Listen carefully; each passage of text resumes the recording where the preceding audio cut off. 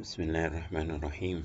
الحمد لله رب العالمين، والصلاة والسلام على أشرف المرسلين سيدنا محمد صلى الله عليه وسلم وعلى آله وصحبه وسلم أجمعين. سبحانك لا علم لنا إلا ما علمتنا إنك أنت العليم الحكيم. اللهم علمنا ما ينفعنا وانفعنا بما علمتنا يا كريم. Dear colleagues, this is the second part of the topic concerning anorectal imaging, and we have discussed in the first part the important subject of rectal cancer. Now we are going to discuss the rest of the lesions that can occur in the rectum, and in the following part, which is the third part, we will deal with imaging of the anal canal, inshallah. Here we would like to discuss the congenital and developmental lesions which occur in the retrorectal area or the presacral space, and these include the duplication cyst of the rectum, the tail gut duplication cyst, retrorectal dermoid, epidermoid, teratoma, anterior sacral meningocele, and neuroenteric cyst. Then we would like to have some information about the inflammatory conditions occurring in this area, including the perirectal abscess, idiopathic colitis, ulcerative colitis and Crohn's disease, colitis cystica profunda, and radiation bronchitis. Then we will discuss some of the benign and the malignant lesions, including intradural hematoma, villus adenoma, rectal hemangioma, rectal endometriosis, rectal GEST, lymphoma, carcinoid, melanoma, and metastatic deposits to the rectum. In the third part, inshallah, we are going to discuss the anal anatomy and pathology. The presacral or the retrorectal lesions are many, and they include the previously mentioned cysts together with some of the tumors that can occur in this area, like neurogenic tumors and osseous tumors arising from the sacrum, like giant cell tumor, Ewing sarcoma, chordoma, and chordosarcoma, and some of the miscellaneous lesions like anywhere in the body, including liposarcoma, fibrosarcoma, and others. And developmental cysts occur in the middle-aged, and in particular, they have some predilection to females, and they are asymptomatic in about half of the cases, and symptoms usually arise from the complications, and complications are almost similar for all the types of the cysts in this particular location, including infection, bleeding, and malignant transformation. The enteric cysts may compress the rectum and or attach it to the rectal wall. Rectal duplication cysts is rare. Most of the lesions here are considered rare. Then the imaging findings are variable from simple cyst criteria, including paper thin wall, clear water content, well-defined sharp margin, and no internal septation, no calcification, no mural nodules, no enhancement, to a very complicated appearance, as I will show to you. And this is an example. You can see a cystic lesion, well-defined, clear water content in the presacral area, compressing and displacing the rectum. This cyst is not diagnostic for a particular lesion, but is included in the differential diagnosis. And most of these cysts, although they are benign, they have the tendency for malignant degeneration. So all these cysts should be surgically removed. Then the developmental cysts, as I have mentioned, include epidermoid, dermoid, enteric, tail gut, and rectal duplication cysts. They are relatively more common in females compared to the males. And the complications, as I have mentioned, also are almost similar for all lesions, including infection, bleeding, sometimes fistula, and malignant degeneration. Then I also have mentioned that about 50% of these lesions are asymptomatic, and the symptoms are related to complications, and the complications are almost similar for all the lesions. Then chronic infection may occur in these cysts.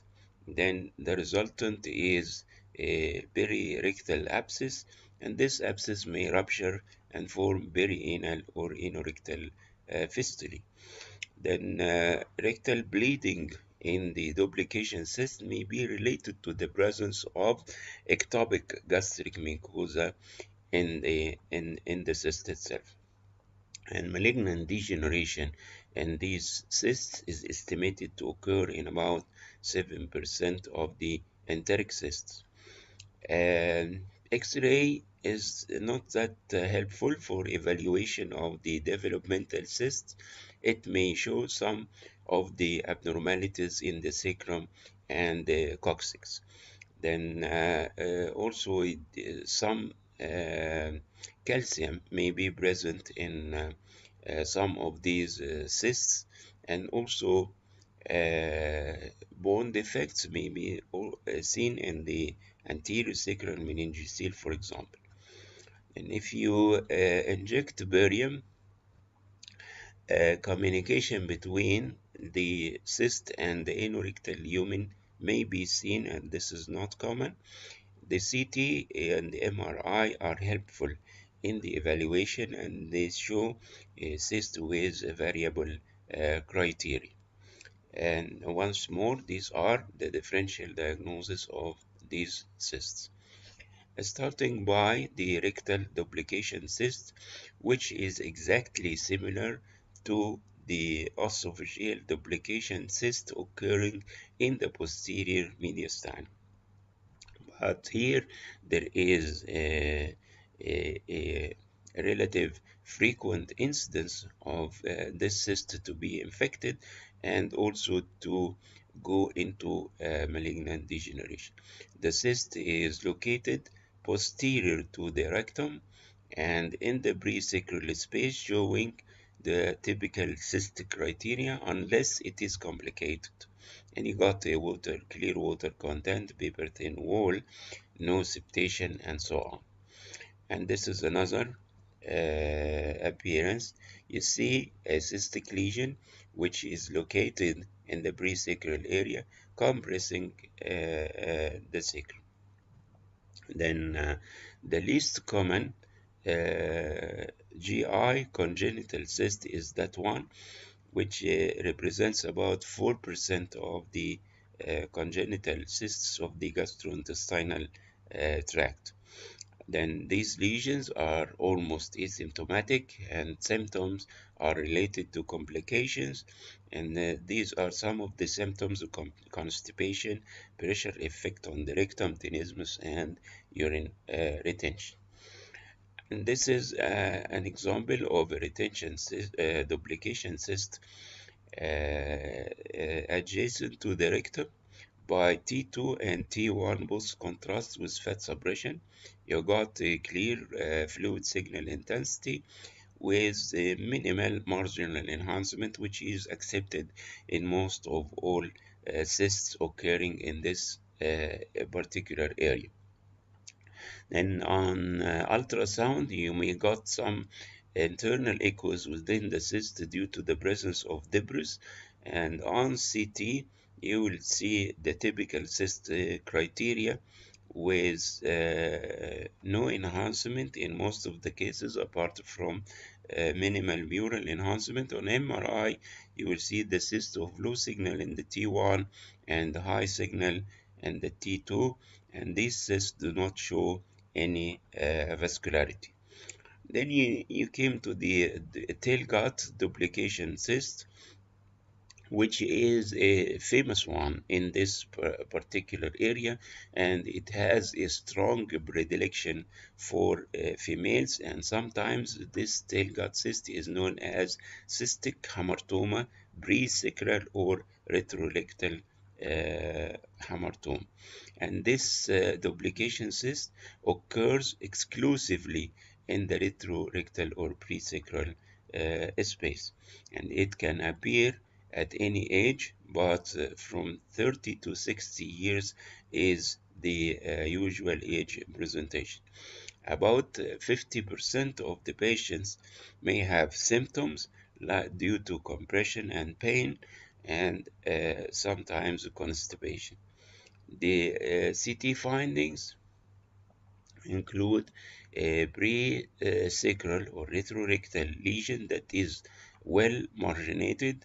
It contains internal septations, and hence you got multiple loculi, and these loculi contain different types of fluids like water, simple fluid, or mucinous fluid, and sometimes you got soft tissue density, and also calcification may be seen in the cyst wall. This lesion, similar to any lesion in this particular area, has tendency to for malignant degeneration, and if so, you will got a loss of the clear margins of the lesion and also involvement of the adjacent structures. This is considered the most, let us say, famous lesion of the group to be multilocular. Although other cysts may be multilocular, but you got a lesion with multiple internal septations, and sometimes you got a soft tissue component. It has the presacral or retrorectal location, and this is the CT appearance. MRI is very important actually because of many factors. Number one, it clearly demonstrates the internal septations.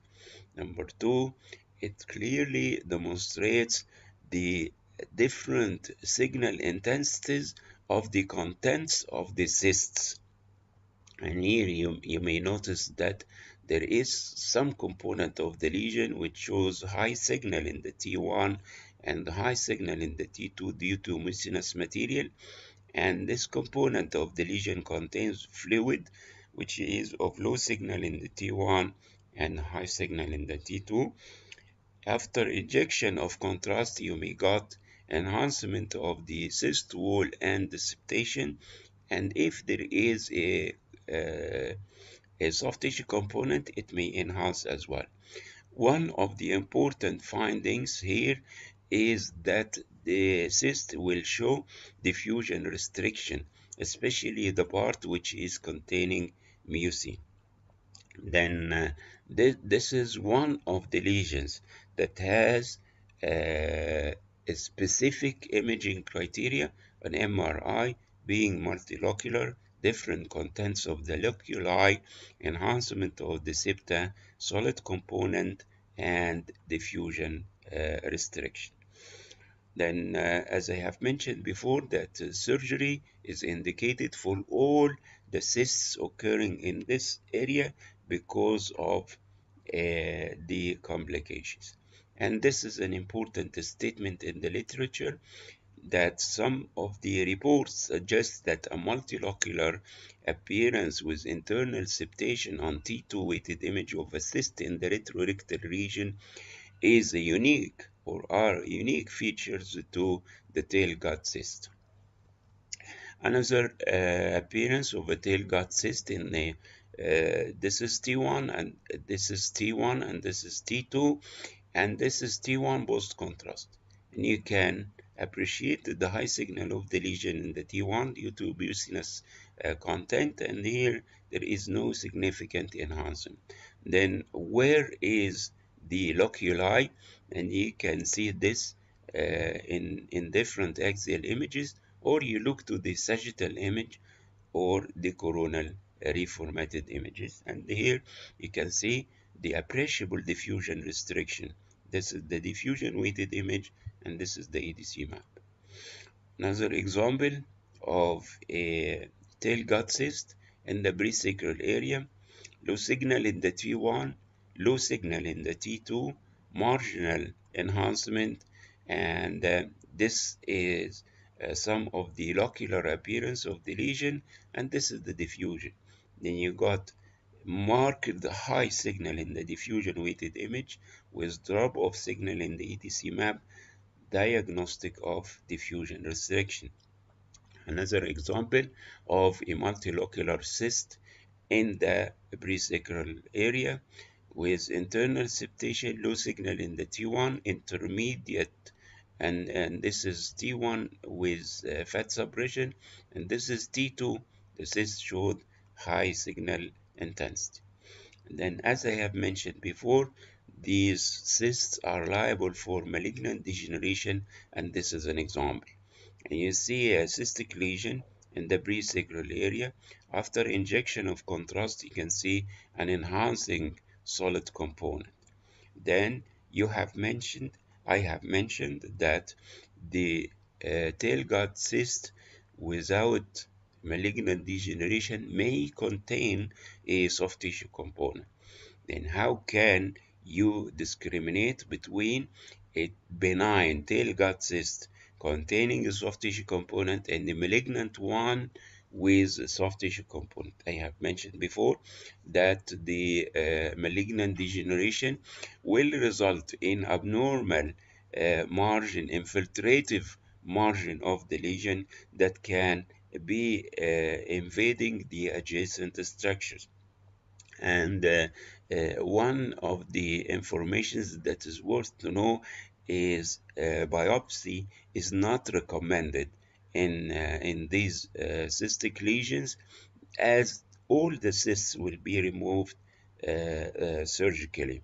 Then this cyst, if it is benign, it will be removed. If it is malignant, it will be removed also. The presacral epidermoid cyst is also common in females compared to males, and most of the lesions are asymptomatic. They may cause pain, not, not as a sequelae of complications. And you know that epidermoid cyst is one of the lesions that produce diffusion restriction on diffusion weighted MR images. And this is also noticed in the tail gut cyst. But the literature says that the epidermoid cyst is the only one that can produce diffusion restriction, but you have seen already many examples of a tail gut cyst because of the mucin content showing diffusion restriction. The epidermoid cyst may show hypointensity in the T1 and hyperintensity on the T2, and also it may show T2 hypointense due to the presence of creatine inside the lesion. The main complications are the risk of malignancy and the infection. Then signs of development of malignancy in the cyst include heterogeneous signal, irregular wall, solid component, the presence of enhancement, and other signs of malignancy, including invasion of the adjacent structures. And this is a cystic lesion which is located in the presacral area, compressing and displacing the rectum. It contains almost clear fluid content.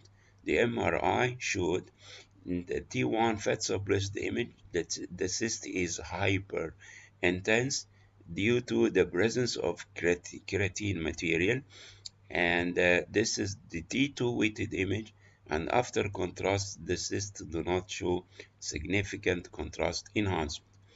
Another presacral epidermoid cyst, the cystic lesion and the presacral area, then in the T2 weighted image it does not show significant hyperintensity. At the end of this lecture, I will provide a scheme for the differential diagnosis of most of the lesions mentioned in the lecture. And this is another appearance of a multilocular cyst in the pre-sacral area that has been proved to be an epidermoid cyst. In the T1 weighted image, the cyst shows some intermediate signal. After contrast injection, the cysts do not show significant enhancement. Then here another example of an epidermoid cyst in the presacral area, the big lesion with low signal in the T1 and the heterogeneous signal in the T2, and also you can appreciate the sacral deformity, denoting that this is a long-standing lesion in this particular area. Then you know from the previous lectures that dermoid cyst is diagnosed by the presence of fat and calcium. This is also true for the dermoid cysts occurring in the presacral area, but in many cases you do not see fat, let us say gross fat in the lesion, and you may got some minimal calcification. And this is an example of presacral dermoid cyst. The dermoid cyst here is of a bright signal in the T2 and dark signal in the T1 with no appreciable post-contrast enhancement. There is no gross fat within the lesion, and also MRI is insensitive for the detection of calcium. Then what to do for a lesion like this? And if you look to this lesion and you see a cystic lesion with almost simple cyst criteria with no internal septations and no solid component, then this cyst can be included in the differential diagnosis of presacral or retrorectal duplication cyst. And duplication cyst will give similar appearance, but tail gut cyst is not included here because tail gut has some specific criteria. Also, you may include in the differential diagnosis the epidermoid cyst. And this is a cystic lesion which is multilocular. And in the T1 weighted image, you may appreciate some of the high signal foci denoting the presence of fat. And also you got fluid within the lesion. If you inject contrast material, it will not enhance. And also you see the anomalous changes in the sacrum and the form of fusion of the sacral segments and underdevelopment of the coccygeal segments. Then there is a syndrome which is known as Corino syndrome, which is a malformation associating sacral agenesis, anorectal malformation, and a presacral tumor. And you may diagnose this Corino syndrome, and you may say that this is a lesion in the presacral space. And the differential diagnosis of multilocular lesion is the tail gut cyst, which is the most famous one in this particular area. But the presence of fat, even if it is nil, you will direct your attention to the possibility of dermoid cyst. And here you see minimal enhancement of the cyst wall. And this is a clear-cut example of a dermoid cyst present in the presacral area, where you got fat globules. You remember the sack of marble, which is one of the criteria of a dermoid cyst in the mouth floor. You got high signal intensity in the T1 and the low signal intensity in the T2, floating within the cyst fluid, which is of low signal in the T1 and high signal in the T2. Then, if you see some brightness in the T1 weighted image, you may consider the presence of fat, and also you may consider the presence of blood. Then this is a cystic lesion which contains a high signal contents in the T1 that became of low signal intensity, and the T2 supporting the possibility of fat in the retrorectal space, diagnostic of presacral dermoid cyst. And according to the literature, it is difficult to differentiate between teratoma and the dermoid cyst in the presacral area, because both of the lesions are diagnosed based on the presence of calcium and fat. Then the difference between teratoma and the dermoid cyst lies in the tissue of origin. And you know that this lesion is is arising from all the three layers of the tissues, while the dermoid cyst arises only from the ectoderm.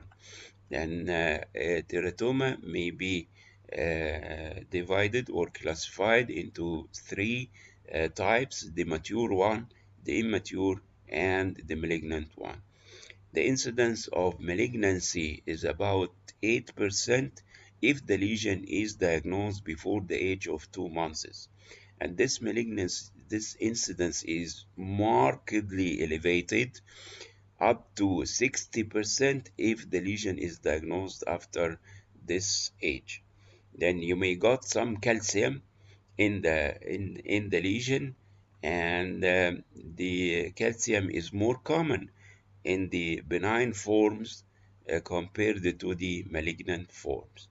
And these are the signs of malignancy: large tumor with central necrosis, poor definition of the margins, sacral invasion, locoregional lymph nodes, and distant metastasis. Most of the presacral teratomas contain solid and cystic areas. Also, you may got a completely solid teratoma, which will be difficult to be included in the cystic lesions, in the differential diagnosis of the cystic lesions, but will be included in the differential diagnosis of the solid lesions, to be mentioned later on in this topic.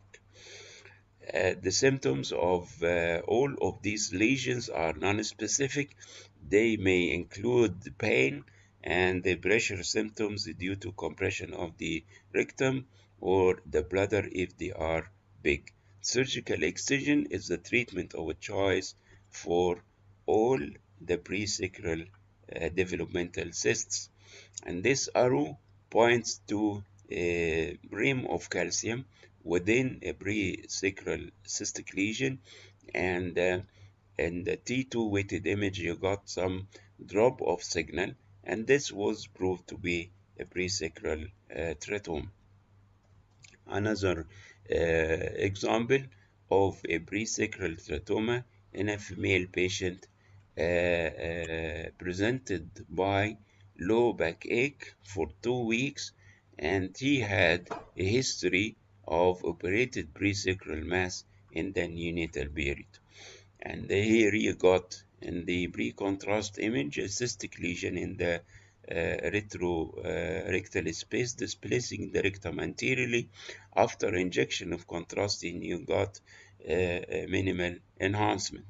And this is the appearance of the lesion in the T1 weighted image. You got some brightness with fine internal septations. In the T2 weighted image, you see a cystic component, and this which looks like solid component made of fat, and this is the diffusion weighted images, and you got some diffusion restriction in the lesion. And this is another example of a presacral teratoma where the barium enema showed some extrinsic compression on the rectum, and the CT showed a thick margin cystic lesion in the presacral space. It appears a unilocular lesion, but this was proved to be a presacral teratoma. Another example in this image is obtained in the prone position, and you got fat and fluid and also some solid soft tissue components in this presacral teratoma.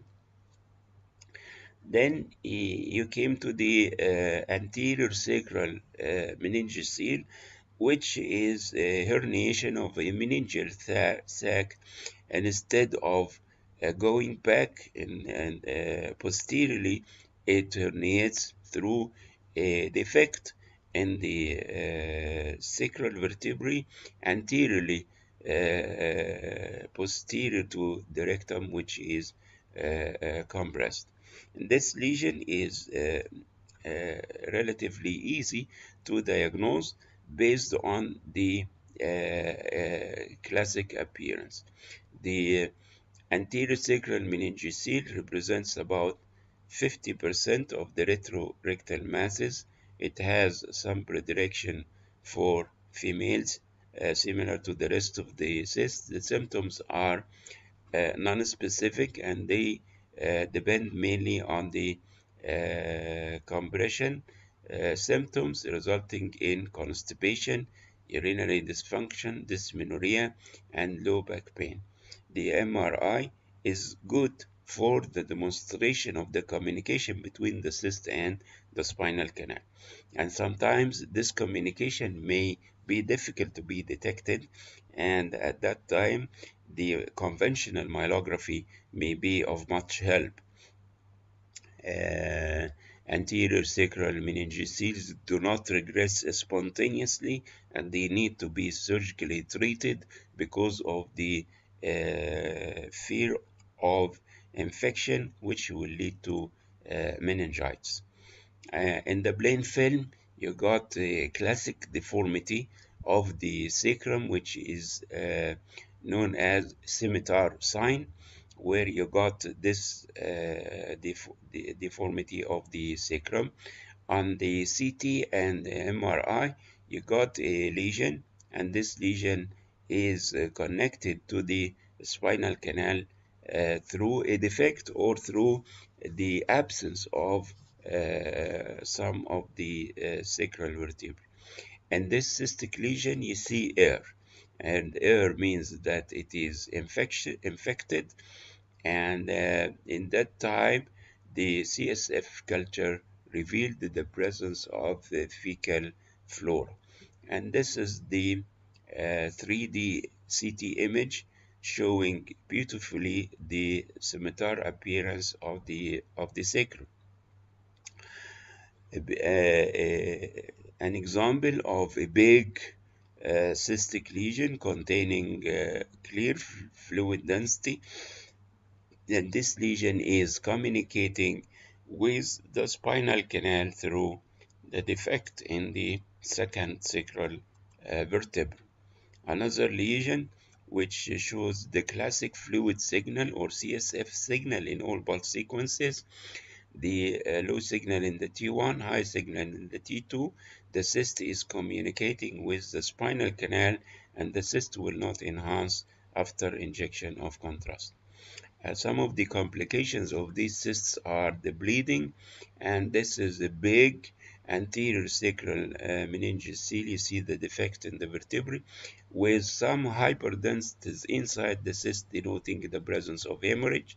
And this has been also shown by MRI. You got the bright signal foci. Of course, these are not fat because they see hemorrhage in the CT scan.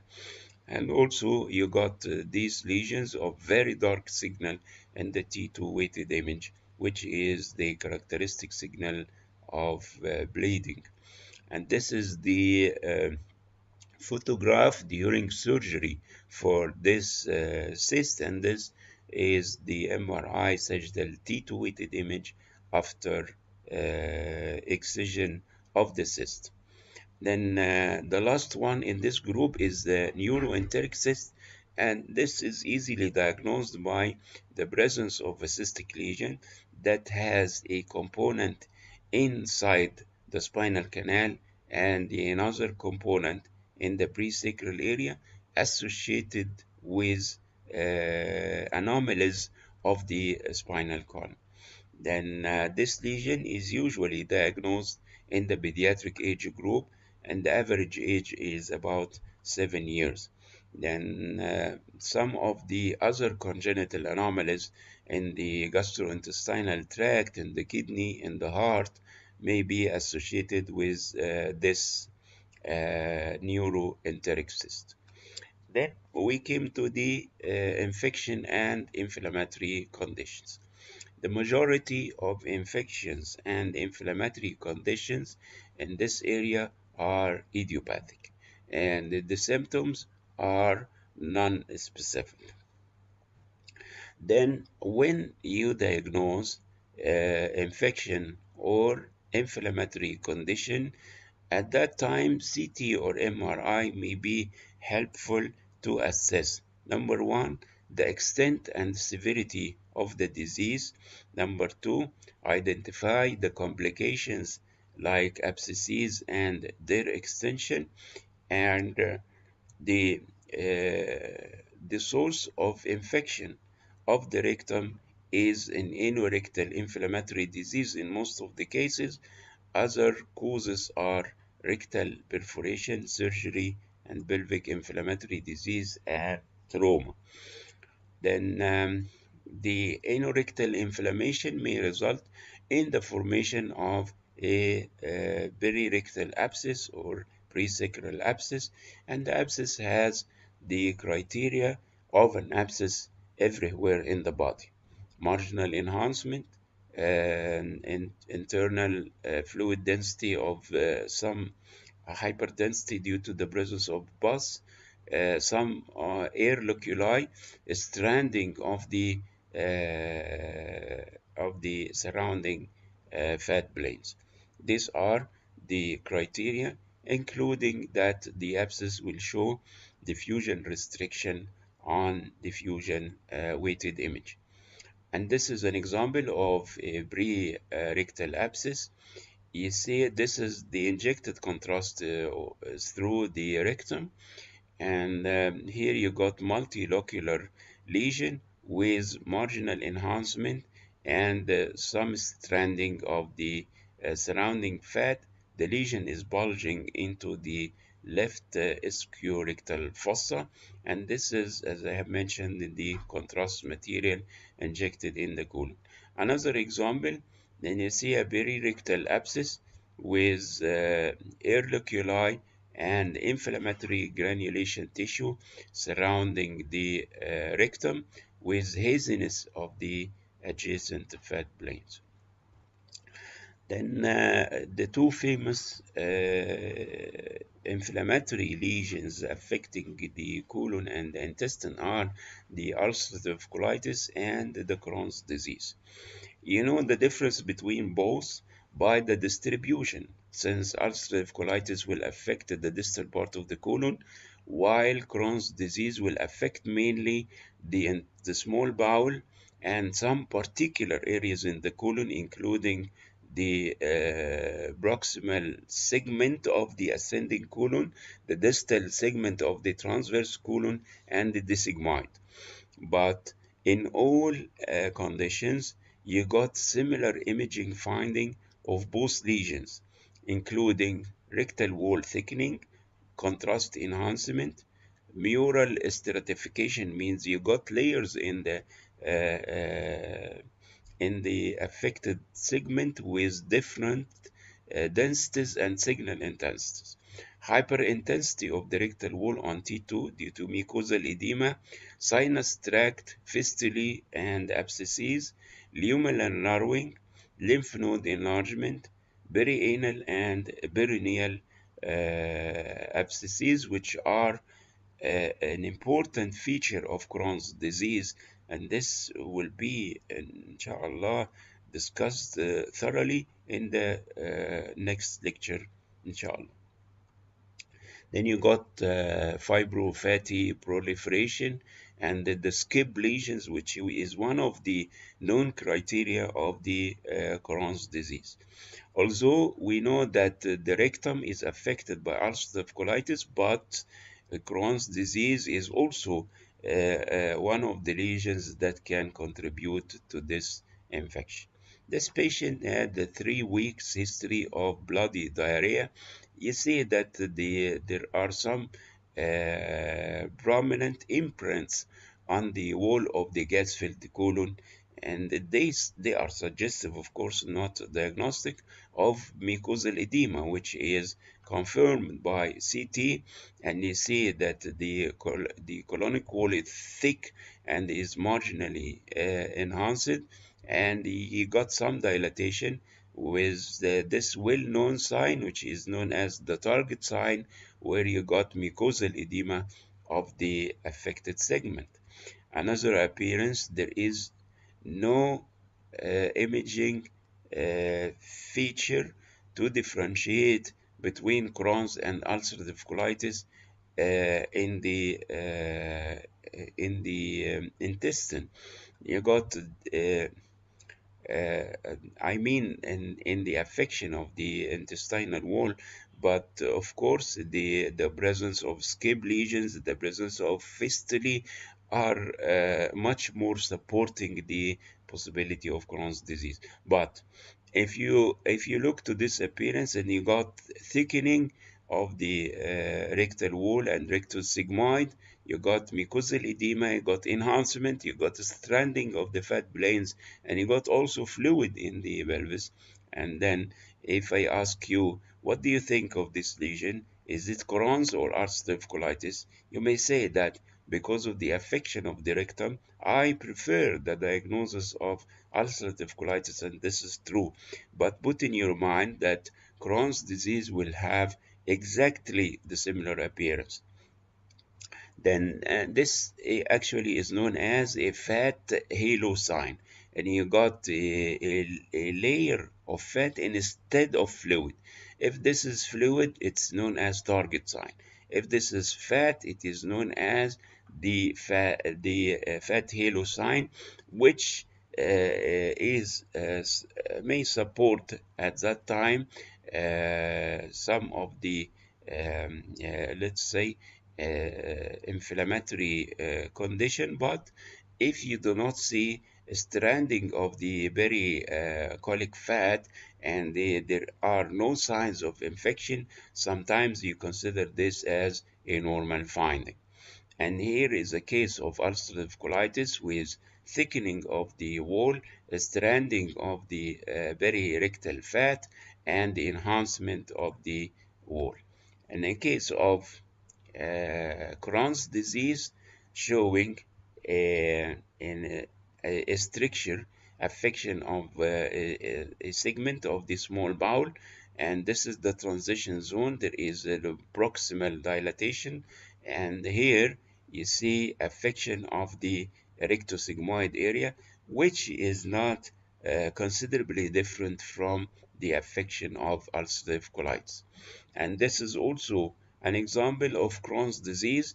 Then you got the similar manifestations to ulcerative colitis in the form of thickening of the wall, enhancement and stranding of the colic fat. Uh, uh, some of these strands will result from a famous sign which is known as the comb sign. And this is the comb sign where you got reticulations in the pericolic fat plane and engorgement of the vascularity, resulting in this classic appearance. And this is a case of Crohn's disease where you got thickening, marked thickening of the wall of the rectosigmoid area, and this is a fistulous tract between the affected segment and the skin or the peritoneum, then to the skin. Then we came to a lesion which is relatively, it is uncommon. It is a benign condition affecting the colon, which is known as colitis cystica profunda. From its name, there are multiple cystic lesions in the wall of the colon, and they are present in the submucosal space. The etiology of this disease is not exactly known, and the symptoms include bleeding, mucus discharge, pain, diarrhea, and tenesmus.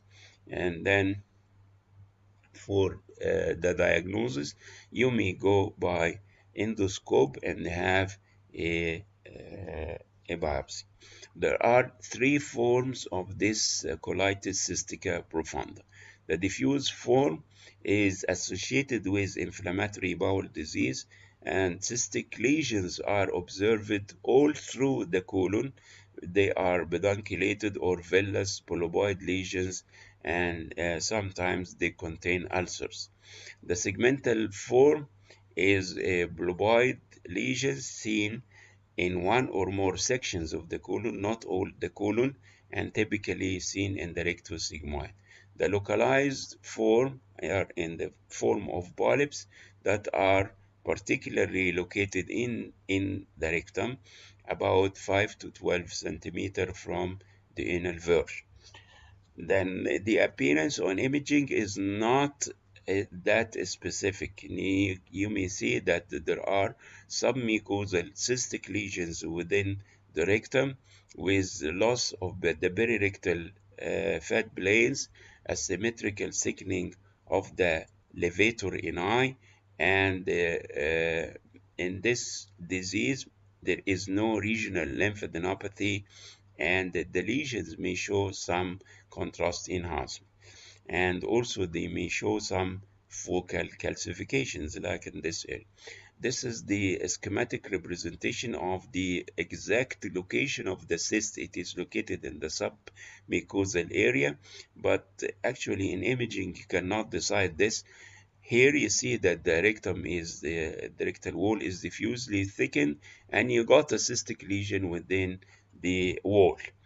But on MRI, you may be able to see that the lesions are located in the submucosal space, and these lesions do not show diffusion restriction. They are bright in the diffusion weighted image and also bright in the EDC, what is known as the T2 shine through. Another lesion by endoscopic ultrasound, and you got a well demarcated cystic lesion in the submucosa. Here you may see some calcium, and this is the cystic lesion. And this is also a good example of colitis cystica profunda.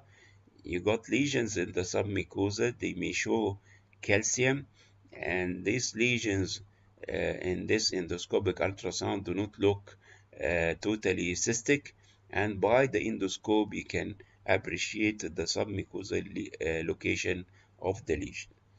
Then the pelvis is frequently irradiated, especially in the presence of rectal malignancies and gynecologic malignancies. This radiation will affect the colon in the form of inflammatory changes that are exactly similar to the previously mentioned signs. And you got edematous changes in the colonic wall or the affected segment, and you got some enhancement, and you got a stranding of the pericolic fat planes, and this is diagnosed as inflammatory changes, and in the presence of a clear history of previous irradiation, you may call that this is a radiation sequelae. And here you got some thickening on of the mucosa of the rectosigmoid, edematous changes in the rectum, which are also seen in the CT scan in a patient that has been irradiated for vaginal cancer. And all what happens in the rectum can also occur in the small and large bowel in the form of mucosal thickening and edematous changes with stranding of the varicolic fat. Sometimes you got extension of these inflammatory changes into the perirectal space and result in the formation of an abscess like this one, where you got marginal enhancement and you got internal air loculi. This is the difference between the fat halo sign and the target sign. The fat halo sign is a layer of fat in the wall of the rectum, and this may indicate a the sequelae of chronic infection if there are other signs to support the infection. But this is an acute infection where you got mucosal edema, fluid in the wall of the rectum.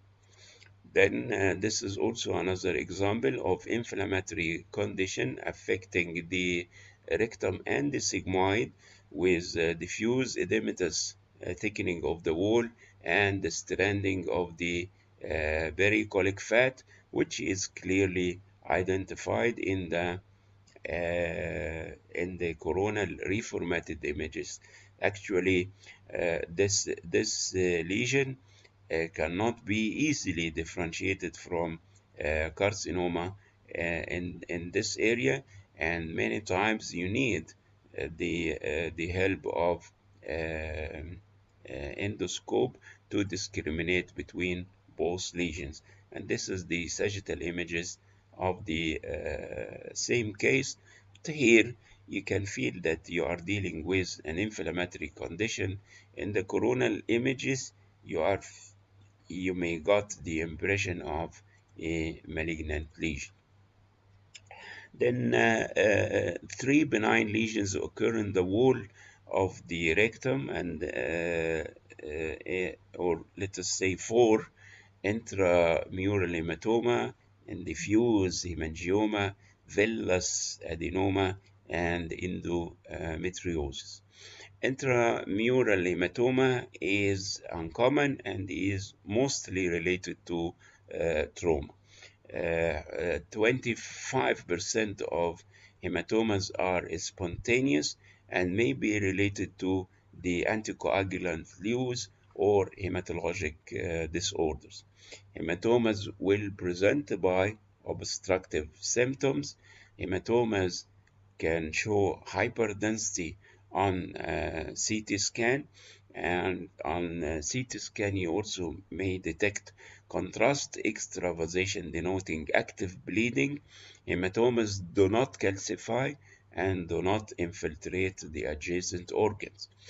And this is a patient on a therapeutic anticoagulant for pulmonary embolism, was administered because of severe constipation. And you see, the colon is overloaded by fecal material. And treating this condition by cleansing enema and so has resulted in a big intramural hematoma in the rectum. And this is another example of a hematoma in the rectum. And here you can see the hyperdensities along the rectal wall, and these are due to the contrast extravasation. This patient was treated for hemorrhoids, and there is active bleeding in the wall of the rectum. Another patient who using anticoagulant prophylaxis, and he has been subjected to trauma through a fall, and presented by this big lesion in the rectum. And here you can appreciate the presence of a fissure fracture in the sacrum. Then we came to the vellus polyp or vellus adenoma, which is most commonly found in the rectum, and it is considered the least common of all polyps occurring in the colon, and this polyp is almost particularly arising in the rectum. The polyp is hypersecretory, leading to diarrhea, fluid and protein and electrolyte disturbance. Some of other symptoms like bowel obstruction, bleeding resulting in anemia may occur. This polyp is a precursor to cancer. The polyp will appear on the CT image as a broad base, big polyp that has some folds. And if you inject barium, barium will go in between the clefts of the polyp. On MRI, you got this particular appearance, which is known as the carpet-like flat lobulated lesion. I will show. Then on CT and CT colonography, you may appreciate the appearance of the lesion, but this polyp will result in luminal expansion and may lead to sometimes into intussusception. This is the gross appearance of the polyp, and the appearance by CT. You got a lobulated enhancing mass within the rectal lumen, but the appearance on MRI is relatively characteristic, where you got low signal appearance in the T1 and some increased signal in the T2 weighted image. And this is the what I mean by the polyp, and this is rectal gel. And here you got the classic appearance of the vellus adenoma or the vellus polyp. You see these projections and the fluid going in between the projections. If you inject contrast material, the polyp will enhance. And this is the appearance of the polyp in the sagittal image. You got the vellus projections, and these projections will enhance after contrast injection, exactly similar to the carpet. Special type of the carpet would got vellus appearances exactly similar to this. And this is another appearance of a polyp, which is the vellus type, expanding the rectum, having the classic appearance. And if you inject contrast material, you got significant contrast enhancement. Then diffuse cavernous hemangioma of the rectum is also one of the known lesions in this particular area, although it is rare, but it can have some of the classic diagnostic features. And these classic diagnostic features include large number of calcified pelvic philippuli, history of chronic rectal bleeding in young adult, moderate high T2 signal intensity, markedly thickened rectosigmoid wall, high signal heterogeneous perirectal fatty tissue with vessels enhancing serpiginous structure, representing small vessels supplying the malformation. These lesions are present in young adults and the age presentation around 12 years. The main symptom is bleeding, and it occurs in about 75% of the cases. Other symptoms include anemia and intestinal obstruction. 10% of the patients may be asymptomatic. And one of the good diagnostic criteria is the presence of a large number of grouped philippuli in the pelvis.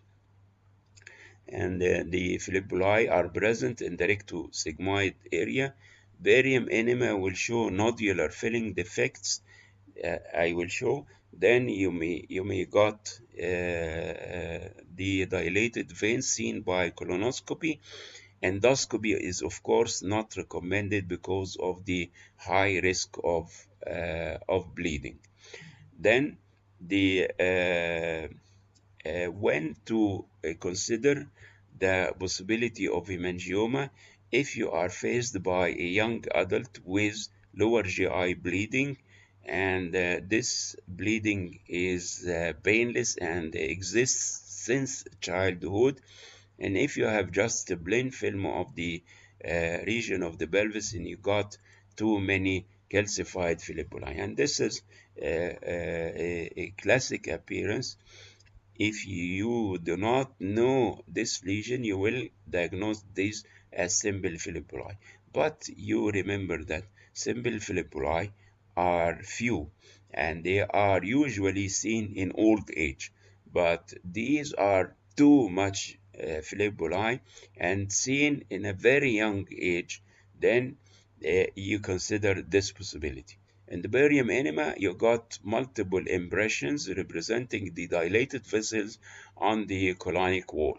And on the CT scan, you'll see diffuse thickening of the wall of the colon, and you will detect the fibrillary. And this is a very impressive image obtained during surgery where you can see the engorged dilated veins in the wall of the colon together with the calcified fibrillary. And this is also another example. You got pelvic fibrillary and you got diffuse thickening with nodular high signal intensities in the wall of the colon, and these nodules will enhance significantly after injection of contrast. And this is another example by the endoscope and by CT. You see the fibrillary and you see the dilated engorged veins, and by MRI you see too many small vessels in around the rectum, which are clearly also appreciated in the diffusion weighted image. Then endometriosis means that there is an endometrial-like tissue in an ectopic place, and one of these ectopic sites is the colon or the intestine in general. And the condition affects the intestine in about 25% of the pelvic endometriosis, and this is not a rare condition among the women in a childbearing age. The symptoms include pain and blood with stools. They are not specific, and symptoms of of pain or the symptoms associated with the menstrual cycle or cyclic bleeding, cyclic pain are present in only 40% of the patients. MRI will show a lesion that is of relative hyperintensity on the T1 and hypointensity on the T2 that is located in the anterior aspect of the uh, erectosigmoid area. And also you may got inside the lesion. You remember the adenomyomatosis of the uterus, where you got ectopic endometrium in the myometrium. One of the diagnostic criteria is the presence of bright signal foci within the lesion, as I will show. Then sometimes you may use barium enema, you may use enteroclysis, you may use CT enterography in order to detect the lesion. And this is, in my opinion, one of the classic appearances of colonic endometriosis. You got mucosal thickening and irregularity of the inferior wall of the rectosigmoid junction. If you see this, and of course you are dealing with a female patient, then you may consider this, and you may have ultrasound or CT or what other imaging modalities to support your diagnosis. Then here you see a big lesion between the uterus and the colon, and then these are the bright signal foci that I have mentioned, which are present in the T2 and also in the T1 weighted image. They are not present in every case, but they are diagnostic if you see this. They always in the literature, they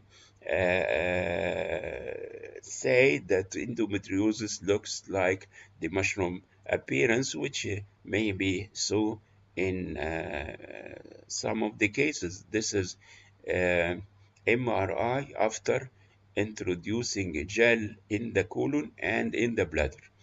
And you got a lesion in the colon and another lesion in the bladder. And you see the bright signal foci in the T2 and also in the T1 weighted image. This is a helpful diagnostic sign, but it's not present in all cases. Then we have the remaining few lesions that are malignant in this particular area, including the guest tumor, the lymphoma, and the carcinoid tumor. Anorectal guest tumor is rare. And you remember, I have mentioned this elsewhere in the lectures of the GIT, that guest tumor can affect all the sides of the gastrointestinal tract from the esophagus down to the rectum, but the rectum is one of the rare sites. Then just are expanding lesions, and they are diagnosed usually in old age. They have a male predominance, and they present by rectal bleeding. On CT, the tumors are relatively hypodense to the muscles. On MRI, they show the signal intensity similar to any other tumor. There are no specific signal intensity to discriminate the guest tumor. But calcium can occur and also hemorrhage. You remember that guest tumor is liable for ulceration and the bleeding.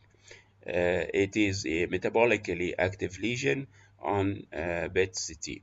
And this is one of the criteria of the guest tumor, that is bulboid lesion or bulky lesion, where with the signal intensity similar to the any other tumor, which may be of intermediate signal in the T1 and relatively high signal in the T2. Big lesions may have central areas of necrosis. This lesion is not associated with lymphadenopathy. And this is a guest tumor, which is a bulky lesion with a big tendency to extend into the ischiorectal fossa. This is a newly introduced drug which is known as imatinib, and this proved to be a good therapeutic agent to be in cases of guest tumors before surgery. And you can see here, this is the tumor before imatinib, and this is after the therapy. You got significant reduction in the tumor size, which will allow a more conservative surgery, especially to preserve the rectal function. And this is another example. You see a big bulboid lesion in the rectum with tendency to go into the ischiorectal fossa, and after imatinib therapy, you got significant reduction in the size of the tumor. These are the differences between cancer and the guest. The cancer is usually circumferential with luminal narrowing and infiltrative margin with affection of the perirectal fat and frequently associated with metastatic lymph nodes. But the guest tumor is exophytic, non-circumferential, is a bulboid lesion, and it has a tendency to go to the ischiorectal fat and is not associated with lymph node metastasis. Lymphoma can affect the colorectal area and is usually seen in the 5th to the seventh decade, particularly in patients with lowered immunity as in AIDS or organ transplantation, or those who are associated with inflammatory bowel disease. The symptoms are not specific: weight loss and abdominal pain. Bleeding is seen in about 20% of the cases. Then 50% of the patients have palpable abdominal mass, because the lesion usually presents in a bulky appearance, and the obstruction to the colon is rare. Lymphoma do not ulcerate and do not cause obstruction. And here a rectal lymphoma, the big mass with central areas of necrosis, and it circumferentially surrounds the colonic lumen, or may result in multiple focal nodules. And lymphomas are usually large, bulboid lesions with unusual ulceration, and diagnosis is reached by endoscopy. And this is another example of a rectal lymphoma: marked circumferential mural thickening encroaching significantly on the lumen, which is not obstructed. And this is a CT scan and MRI of a huge lesion affecting the rectosigmoid area that has been proved to be colorectal lymphoma. And on the CT scan, frequently you see enlargement of the regional lymph nodes, and also enlargement of the abdominal para-aortic lymph nodes. The lymph nodes of lymphoma are bulky and they are homogeneous. They do not contain calcium or areas of breakdown in most of the cases. And this is a mass which is located in the left side of the colon, that cannot be discriminated actually from rectal carcinoma. But this lesion showed diffusion restriction. Rectal cancer also shows diffusion restriction, and it proved to be rectal lymphoma.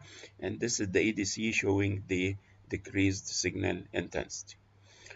Then we came to the carcinoid tumor, which is a rare also lesion present in the rectum. GIT carcinoids represent about 70% of all carcinoids, and about 25% of the GI carcinoids occur in the rectum and the appendix, you remember. These lesions are solitary, they are smooth, rounded, and they are usually small. And the medium size of the tumor is in the range of 6 millimeter in diameter. The lesions are usually diagnosed incidentally in about 30% of the cases. And the treatment may be by bulbectomy through endoscope. Then the size of carcinoid tumor is an important prognostic factor, since the lesions below 1 centimeter are considered benign. Carcinoid is a hypervascular lesion that enhances considerably with injection of contrast material. And you see this lesion, bulboid lesion in the rectum, which cannot actually be differentiated from the rectal cancer. But on endoscope, you see the very smooth lesion, which is a submucosal lesion, and sometimes the carcinoids are detected by their metastatic lesions, especially to the liver, as you can see in this case. And this is also a carcinoid lesion, submucosal hypervascular lesion, and by endoscope, and this is by endoscopic ultrasound. 25% of GI carcinoids are located in the rectum. They are symptomatic, detected incidentally by the endoscope. Then here you see a big lesion by CT, and this is the lesion by MRI, and this is MRI post contrast. And here is the coronal T2 weighted images, and you can see the lesion in the rectum with diffusion restriction. And melanoma is an extremely rare lesion and is a highly aggressive tumor that may occur in the rectum. Sometimes the lesions are bulky and they protrude from the anal canal. And according to the literature, bulky fungating mass in the distal rectum without obstruction may suggest the possibility of melanoma. Sometimes the MRI is helpful to predict the melanotic part of the tumor by the detection of high signal lesion of melanin and the T1 weighted image. Then here you can see a bulboid lesion in the rectum associated with enlargement of the lymph nodes, which cannot actually be discriminated from rectal cancer. Another lesion by endoscopic ultrasound, and in the T1 you got high signal, and this high signal may be due to fat, due to blood, due to melanin, and in this particular case it was due to melanin in melanotic melanoma, and similar to any of the malignancies occurring here, they show diffusion restriction. Then finally, metastasis to the rectum. This is not a common lesion, but the more common is to get invasion of the rectum by the nearby malignancies, like those occurring in the renal bladder, in the prostate, in the vagina, in the cervix, and so on. But according to the literature, the prostatic cancer rarely involves the rectum because of the fascia in between, which is very firm. But this is an example of a prostatic cancer invading the bladder and the rectum. Then the one of the ways to spread to the of metastasis to the rectum is through the mesenteric reflections, and also by the bloodstream. Colorectal metastases are exceptional, and these are the most common three primaries to give rectal deposits: the lung, the breast, and the melanoma. Accurate diagnosis is relies on the histopathologic evaluation. It is suspected whenever you got a positive history of primary malignancy together with a rectal malignant appearing mass. This patient had a, a prostatic cancer that has invaded the seminal vesicles as well as the perirectal fat. And this patient had a lung cancer, and this is the lung cancer itself, a mass in the retrohilar area with invasion of the pleura and bilateral pulmonary deposits, and you got invasion of the rectal wall, the metastasis to the rectal wall from this bronchogenic carcinoma.